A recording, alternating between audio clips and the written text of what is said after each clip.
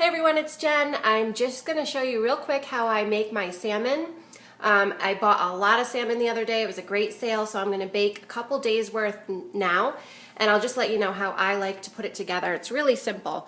Okay, so here's the salmon that I bought. You can see it's tons of salmon. Big tray, about 8 pieces worth or so. And what I do is I ask the butcher to slice it into kind of portion size. Some of these are bigger than others because they're thinner here, but normally this is about an average slice, okay? So I asked the butcher if I'm getting a pound or two to slice it into portion sizes for me so I don't have to do that. Because you can see at the bottom, there's, you know, the skin. Just lift one up. This is what the skin looks like, and it's kind of tough to cut through. So when you put it on your baking pan, use a non-stick spray and coat the bottom of a non-stick baking pan. All right, so I like the Smart Balance because it has no fat, no calories, no cholesterol, no sodium. It's pretty much like what I get all the time for non-cooking spray. Coat the bottom of it, and then what I do is I lightly rinse the top of these. Sometimes some of the scales get on there, so I rinse it in cool water and just make sure it's pretty drained. All right, and then what I like to do is these are basically the ingredients that I like the best. I use dill weed. You can see that's like, if you've never tried dill, it's different. Not everybody likes it, but I make it the same every time. I put a little paprika, tiny bit, just for a little extra color. But sometimes I will do adobo seasoning, like a multi-purpose seasoning, maybe a little garlic powder, okay? These are sesame seeds.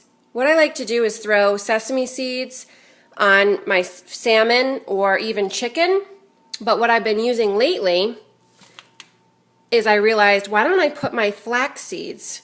They almost look the same as sesame seeds. They're tiny.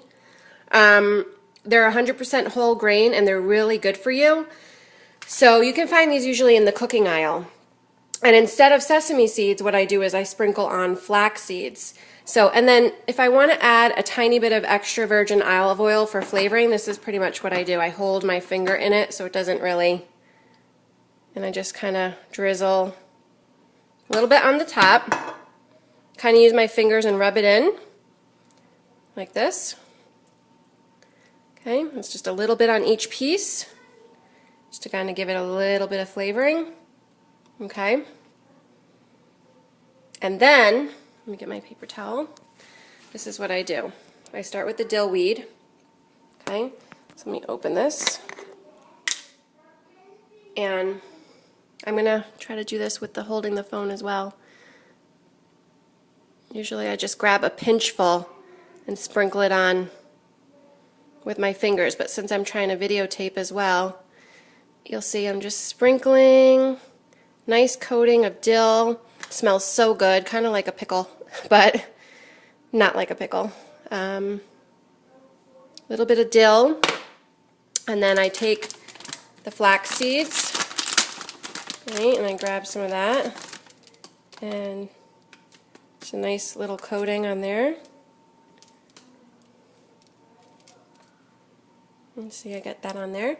And then if I want to, tiny bit of paprika,